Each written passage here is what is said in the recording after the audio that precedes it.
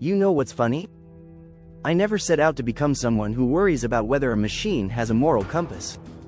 I mean, I was just another tech nerd obsessing over faster GPUs, LLM benchmarks, and wondering when we'd finally get AI that could cook dinner and clean the dishes.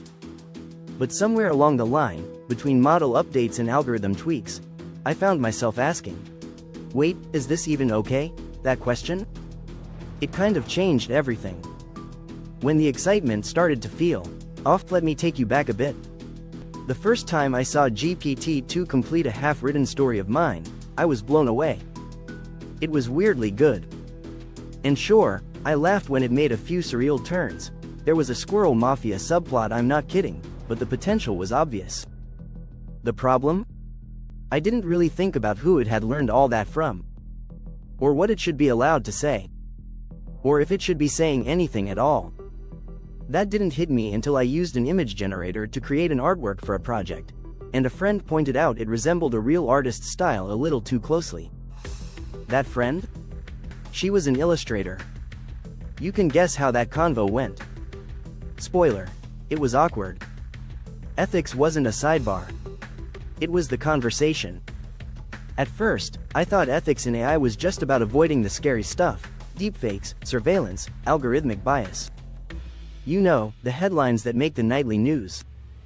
But as I kept reading, listening, and, let's be honest, spiraling a bit through Reddit threads and academic papers at 2 a.m., I realized something. The big stuff is just the surface. What really stuck with me was the quiet, almost invisible harm. Like how recommendation algorithms can slowly nudge you into echo chambers. Not overnight. Slowly. Like boiling a frog. Not that I've done that, you get the analogy.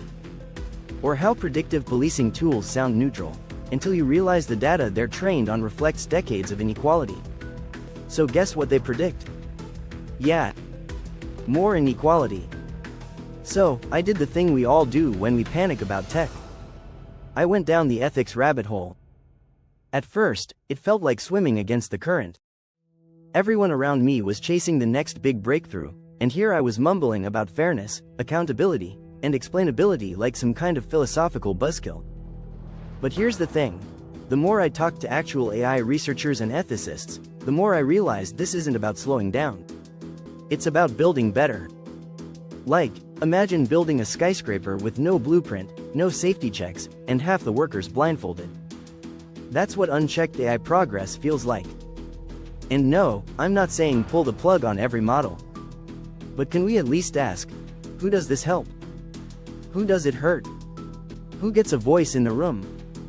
The little moments that kept me hooked. One of the most powerful moments in my journey was attending a panel where an indigenous technologist talked about data sovereignty. I'd never heard that term before. The idea? That marginalized communities should control their own data, how it's used, stored, shared. It was like a curtain pulled back. Because suddenly, AI ethics wasn't just about machines. It was about people.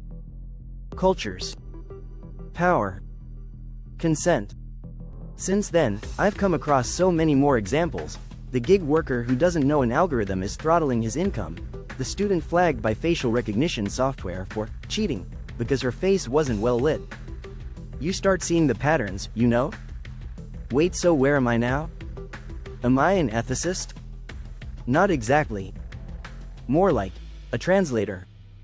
Between the coders and the philosophers.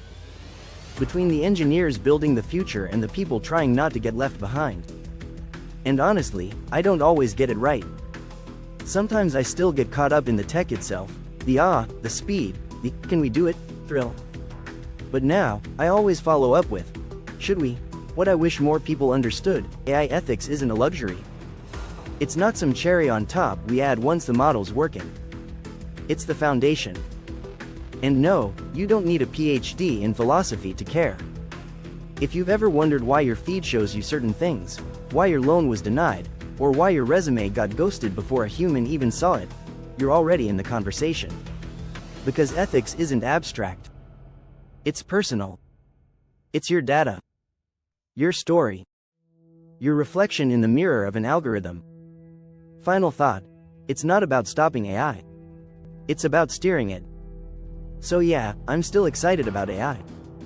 I still geek out over transformer models and language compression and weird little chatbot quirks. But I'm also watching the road.